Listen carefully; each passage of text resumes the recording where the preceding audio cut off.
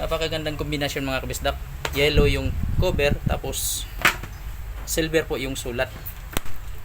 Ayan, no? So ayan mga kabisdak, no?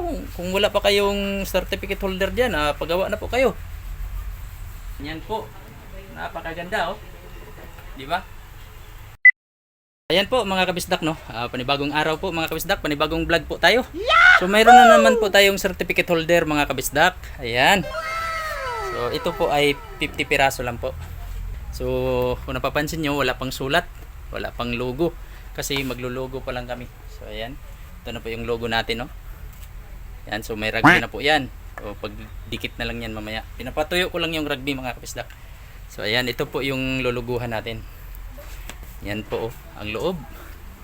So maganda din ang kombinasyon nito mga kabisdak. Ang loob niya ay ang ribbon na gamit natin ay kulay maroon na 1 inches po ang kapal o ang lapad ng ribbon.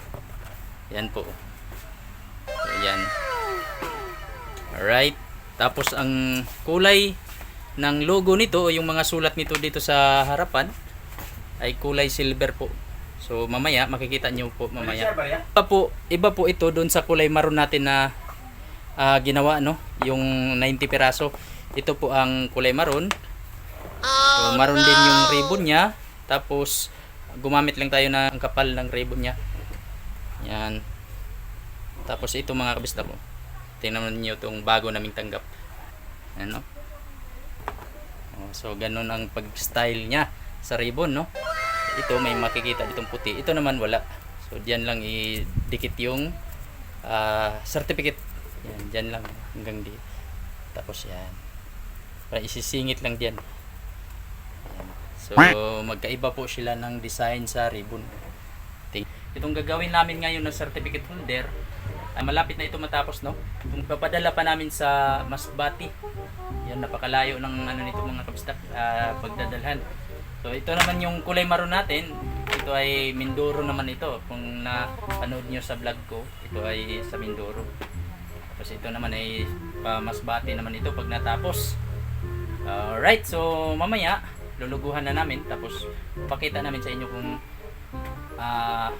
maganda ba sa paningin nyo yung kombinasyon nito. Kasi ang kulay ng logo natin ay silver.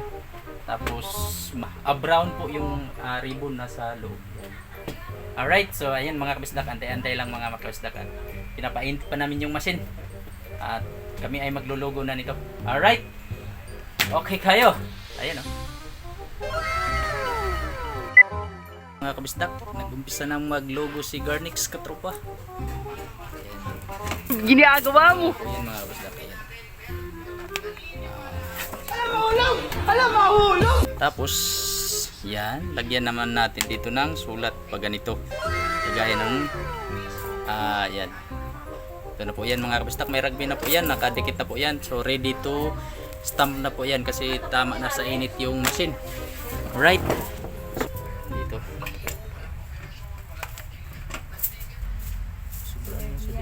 Ginagawa mo.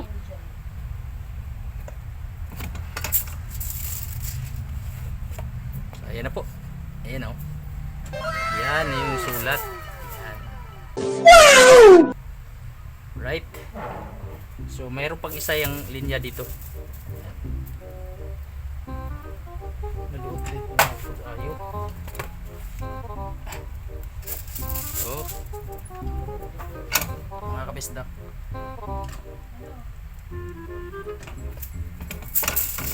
kunti lang. Ayan na. Diba? Okay kayo. 1 hour later. No, tapos na tong logo na to, papalitan na natin ng isang glitzy. Yan. So ito yung pangatlong linya dito. Alam mahulog. Yan, oh. Yan, pangatlong linya ito. So tanggalin natin tong, tatanggalin na natin to. Papalitan natin ng glitzy. Ginagawa mo. What? So direct na natin to.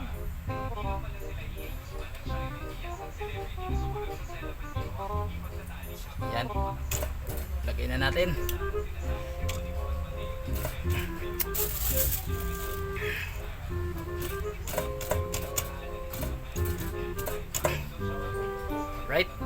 Maglagay na po tayo ng second line dito.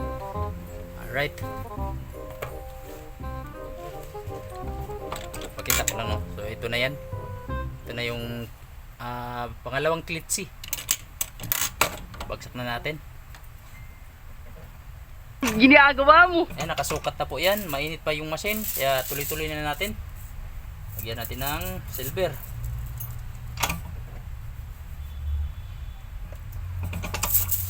Alright. So, ayan na. Ito na talaga yung finished product mga kabisdak. Yan. So, may ribbon, logo, tapos yung address. Tapos ito. Alright. So, napakaganda. Wow! Ayan. Nalaglag pa. So, ayan. Tuloy-tuloy na natin. Habang tama sa init yung machine. Ganito lang mga kabistak ang paglugo. So, yun o. Okay kayo, di ba? So, kailangan pabilisan ito para paano natin.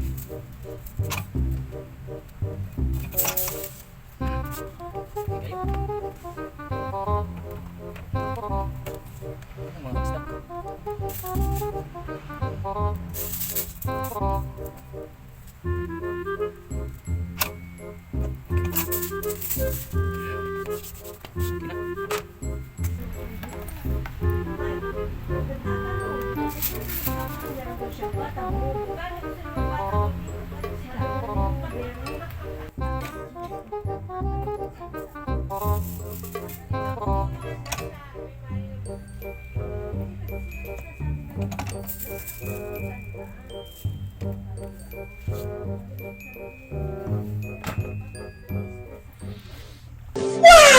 Tapos na po natin ma-logo o masulatan lahat ng napakaganda o ganda rin ng font na ginamit namin dito mga kabisdak.